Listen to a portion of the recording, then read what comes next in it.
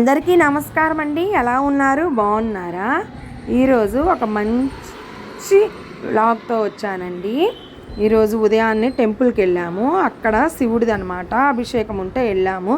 అభిషేకం చేయించుకొని అక్కడ వినాయక స్వామి అమ్మవారు కూడా ఉన్నారండి. అదిగోండి అక్కడ కుంకుమార్చన కూడా చేయించుకొని వచ్చాము. ఇంటికి వచ్చాక ఆయిల్ ఒకటి ప్రిపేర్ చేసుకున్నాము. తర్వాత వెదర్ బాగా వాన పడింది. వాన పడుతుందని చెప్పి ఇంకా వంటకి ఏం చేయాలా అని ఆలోచిస్తూ ఉండగా ఆ రోజు పనసకాయ ఒకటి తెచ్చుకున్నాం అనమాట మొన్న. అందుకని ఆ పనసకాయతో ఒక సూపర్ కర్రీ చేస్తున్నాం. ఎప్పుడు పనసకాయ బిర్యానీనే కాకుండా పనసకాయ మసాలా కర్రీ అనమాట. ముందుగా పనసకాయని కట్ చేయడానికి ముందే చాకుకి ఆయిల్ రాయాలా. ఆయిల్ రాసేసి తర్వాత మన చేతికి కూడా ఆయిల్ రాసేసుకోవాలా. లేకపోతే దానికి ఉండే వైట్ గమ్ మన చేతికి అంటుకొని పోదనమాట. అదిగోండి అట్లా కట్ చేసేసిన తర్వాత చాకుకు ఆయిల్ రాసి కట్ చేసిన తర్వాత మన హ్యాండ్స్కి కూడా ఆయిల్ రాసేసుకొని నీట్గా దాన్ని ముక్కలుగా కట్ చేసేసుకోవాలండి. చిన్న చిన్న ముక్కలుగా కట్ చేసేసుకొని పీస్ మరీ చిన్నవి కాకుండా కొంచెం పెద్ద సైజులోని కోసుకొని ఒక గిన్నెలో వాటర్లో సాల్ట్ అనేది వేసుకోవాలండి. అలా వేసుకున్న తర్వాత వేయాలా, లేకపోతే బంగాళాదుంపకి అది ఉల్లగడ్డకు వచ్చేసినట్టు బ్లాక్ కలర్లో వచ్చేస్తాయి అనమాట.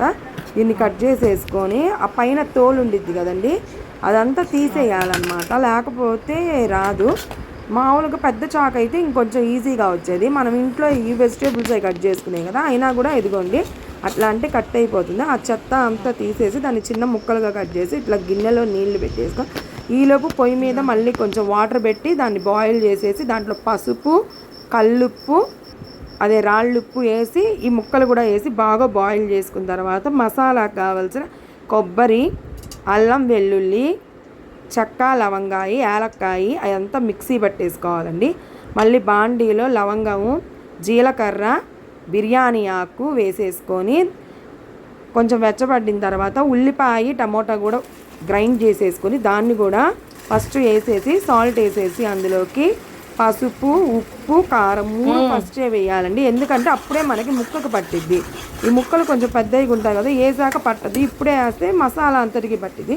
తర్వాత ఈ ఉడికించుకున్న పనసకాయ ముక్కలన్నిటినీ కూడా ఆ గ్రేవీలో వేసేసి దాంట్లో వాటర్ వస్తుంది కదా, దాన్ని మనం పారబోయక్కర్లేదండి. ఎందుకంటే మనం మసాలా గ్రేవీ మిక్సీ పట్టాం కదా, ఆ మసాలా గ్రేవీలోకి ఆ వాటర్ అంతా మనం ఇంక్లూడ్ చేసేసుకొని బాగా కలిసేటట్టు ముక్కని బాగా ఫస్ట్ తిప్పేసుకొని తర్వాత దాంట్లో మిగతా ఆ వాటర్ అంతా ఇంక్లూడ్ చేసేసి బాగా ఉడకనిస్తే ఇట్లా బబుల్స్ పైకి రావాలా. ఇట్లా బబుల్స్ వచ్చాయంటే కర్రీ రెడీ అయిపోయినట్టు. మధ్య మధ్యలో మనం చూసుకుంటూ సిమ్లో ఉండి చేస్తేనే ప్రాసెస్ బాగుండిద్దండి. ఇంకా తర్వాత మా అమ్మాయికి తీసుకెళ్ళి ఇచ్చేసేసాము, రెడీ అయ్యింది. తర్వాత ఇంకా ఈవినింగ్ వచ్చేసి ఇంకా ఎగ్జిబిషన్కి వెళ్ళాము. ఎగ్జిబిషన్ బ్లాగ్ పెట్టా కదా, ఆ రోజుదే అనమాట.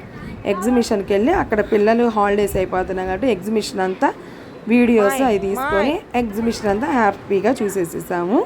ఇంకా అక్కడ చాలా బాగుంది ఈసారి animal theme exhibition. Thank you for watching.